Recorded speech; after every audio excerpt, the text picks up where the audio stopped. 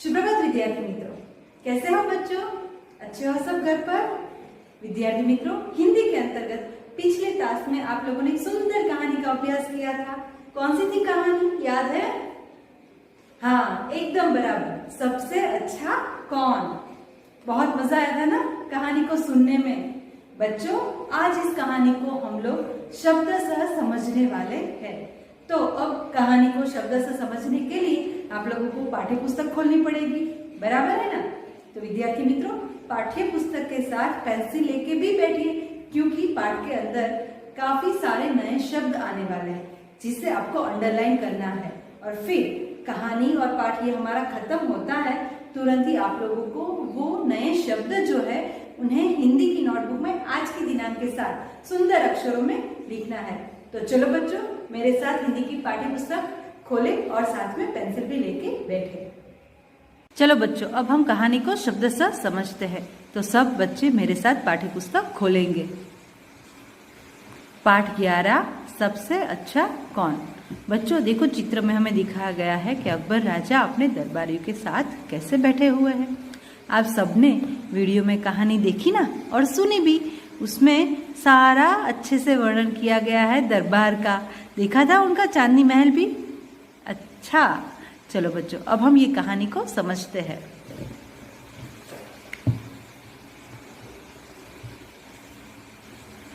इस पाठ में अकबर और बीरबल के एक रोचक किस्से का वर्णन है। इसमें बीरबल अकबर द्वारा पूछे गए प्रश्नों का चतुराई से जवाब देते हैं। इस पाठ से यह सीख मिलती है कि गुणों से ही अपनी पहचान होती है। विद्यार्थी मित्रों, इंसान हो, जानवर हो या कोई जीव जंतु हो, वह अपने गुणों के द्वारा ही पहचाना जाता है। एक दिन बादशाह अकबर चांदनी महल के दरबार में अपने 9 रत्नों के साथ बैठे हुए थे। राजा अकबर का चांदनी महल था, वे अपने 9 रत्नों के साथ बैठे थे। आप सबने कहानी में 9 रत्नों के नाम सुने ना? उन्होंने सभी से पूछा, फूल कौन सा अच्छा, दूध किसका अच्छा, मिठास किसकी अच्छी, पत्ता किसका अच्छा और राजा कौन अच्छा।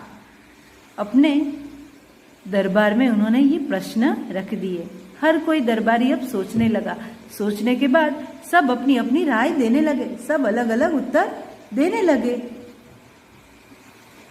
किसी ने कहा कि गुलाब का फूल सबसे बढ़िया होता है। बढ़िया यानी सुंदर, अच्छा होता है। किसी की नजर में गाय का दूध अच्छा था, तो किसी के ख्याल से यानी उसके विचार से बकरी का दूध। कुछ गन्ने की मिठास को पसंद करते थे। गन्ना यानी शुगर कैन। आप लोग अभी मकर संक्रांति आएगी तो खाओगे ना बच्चों? गन्ने की मिठास को पसंद करते थे। तो कुछ को शहद यानी हनी सबसे मीठा लगता था। किसी ने केले के पत्ते का गुणगान किया, तारीफ की। गुणगान यानी तारीफ की। तो किसी ने नीम के पत्ते का। नीम ट्री आता है ना बच्चों, कड़वा वाला होता है। किसी की नजर में वो पत्ता अच्छा था, काफी दवाइयों में भी उसका उपयोग किया जाता है, तो बोलते हैं नीम का पत्ता अच्छा है। राजा के बारे में भी लोगों की अलग अलग राय थी, अभिप्राय था। राय यानी अभिप्राय, मंतव्य। सब राजा कौन सा अच्छा है तो हर कोई अलग अलग नाम बोलता था। शहंशाह को ये जवाब अच्छे लगे, लेकिन बीरबल अभी तक चुप थे। राजा को सबके जवाब अच्छे लगे थे, लेकिन वो इंतजार कर रहे थे बीरबल का, क्योंकि बीरबल का जो उत्तर होता है वो सबसे अलग और बढ़िया होता है। इसलिए शहंशाह ने देखा कि उत्तर तो सब अच्छे दे रहे हैं, लेकिन बीरबल अभी तक चुप थे। शहंशाह ने उनसे अपनी राय यानी उनका मंतव्य पूछा कि चलो बीरबल तुम कुछ बोलो। शहंशाह ने उनसे अपनी राय देने के लिए कहा।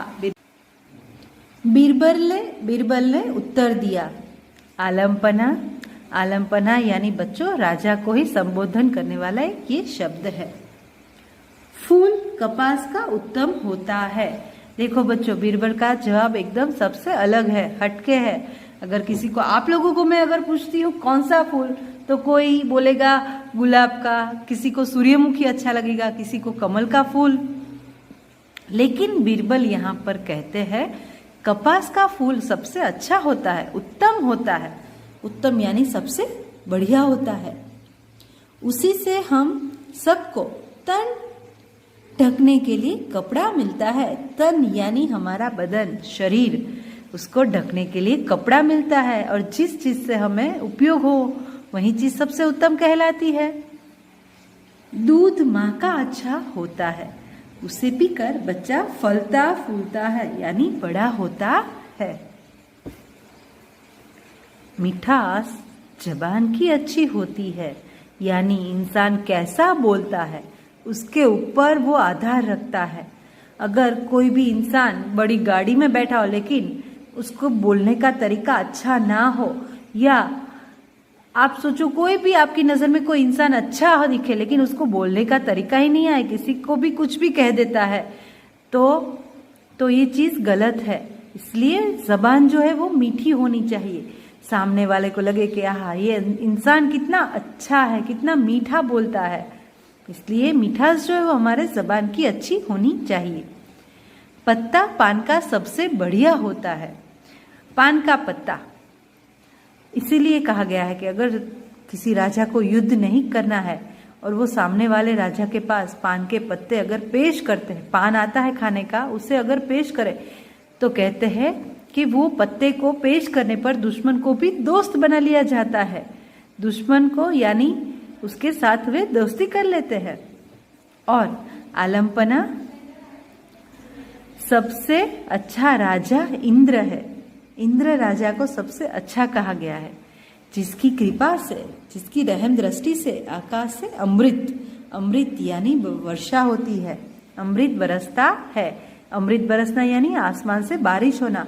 और ये हम धरतीवासी को लिए तो अमृत ही है ना बच्चों। देखिए अगर किसान की हम बात करें, बारिश ही ना हो तो किसान अनाज कैसे पैदा करेगा और हम तक वो अनाज कैसे पहुंचाएगा।